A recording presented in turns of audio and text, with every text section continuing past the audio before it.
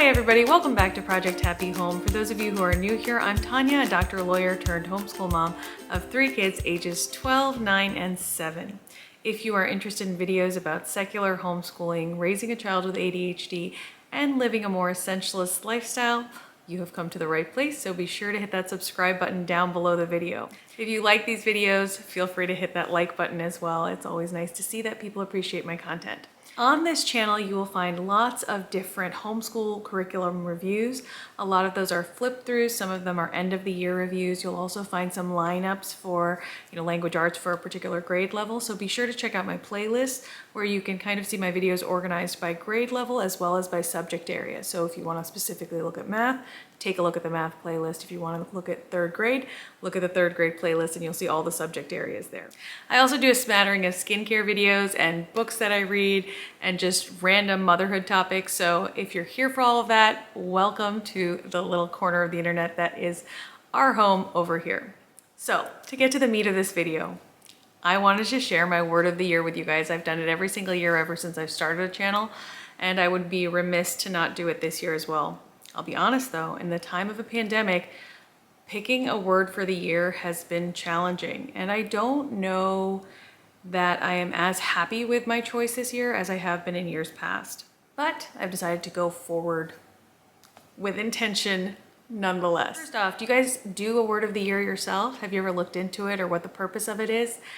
For me, I choose a word of the year because I like how it can guide you throughout the year in reflection and in intention. So in both forward thinking and in backward looking, a word of the year can kind of hone your purpose as you move throughout that year. I don't like to make a long list of resolutions for the year. I find that kind of overwhelming.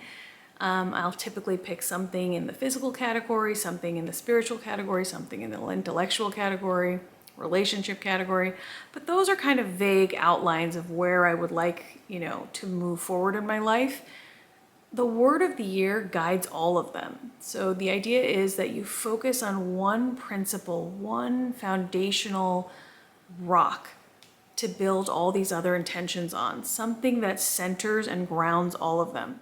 I have chosen words in the past that were very highfalutin, other words that were very simple. For example, last year's word was just kind.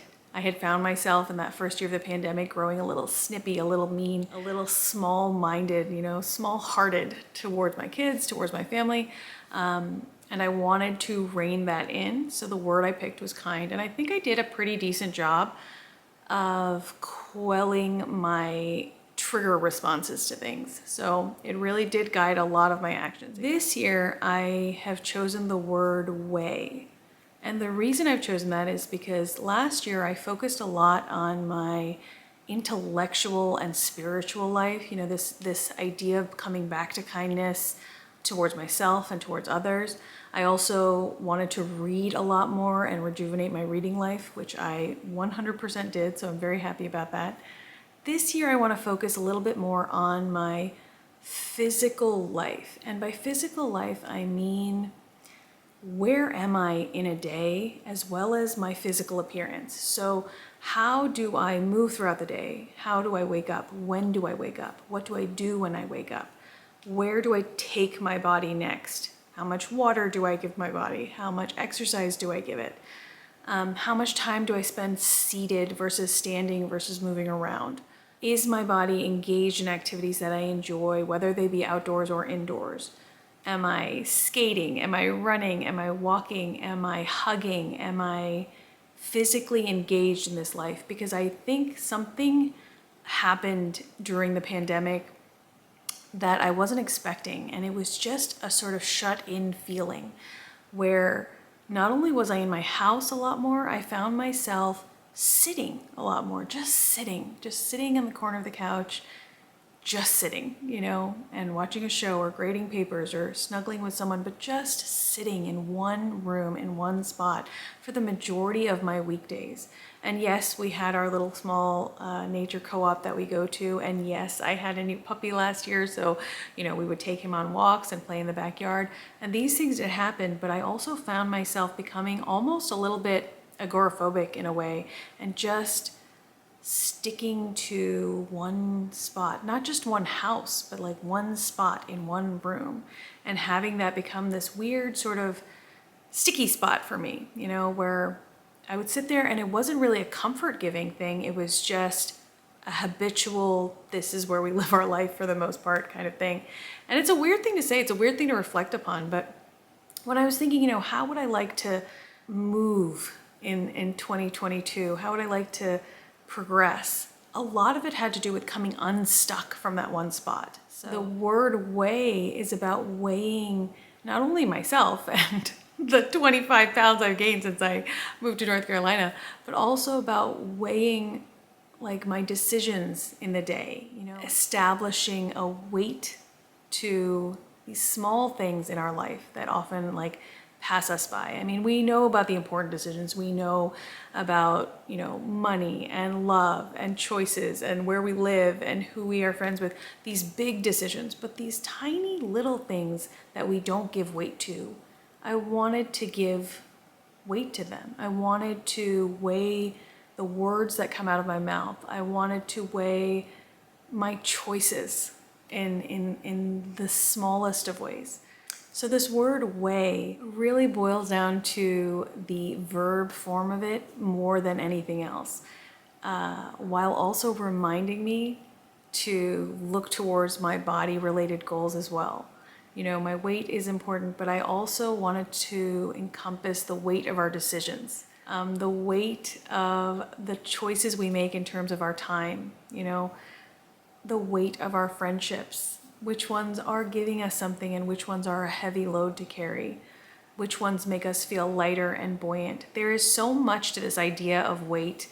I have actually never physically weighed as much as I do right now. And frankly, like one of my goals is to lose a good deal of the weight that I've gained since coming to North Carolina.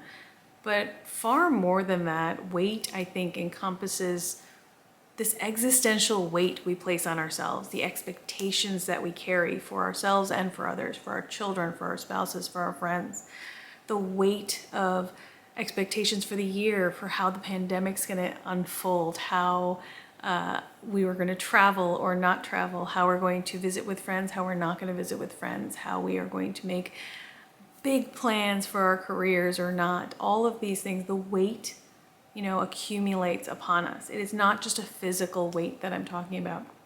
And then to the verb form of the word weigh, I want to weigh my decisions. I want to weigh the words that come out of my mouth. I want to weigh how I move in this world, you know, weigh the importance of certain events, certain people, and really understand how I want my life to shake out.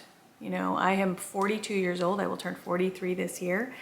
And at this point in my life, I really have grown to appreciate that time is finite and you cannot extend yourself in every single direction.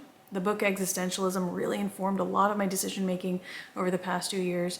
And the pandemic kind of threw a wrench into that thinking because I just sort of became a puddle of sitting.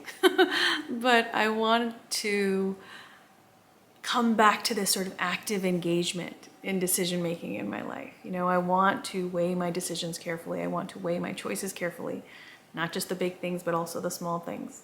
And at the same time, I want to evaluate my own physical weight, my emotional weight, the load that we carry, and try to minimize that and try to bring a feeling of lightness to my life, because I think the pandemic has been very heavy for a lot of us, you know, not just in, you know, the pandemic 15. I think the idea of the people we've lost and the friends we've lost and the friendships that might have broken up over the different political issues and everything. It's been a rough and weighty season, but I want to look at that word and flip it on its head a little bit and really consider it in a productive way in order to bring lightness to my life going forward in 2022.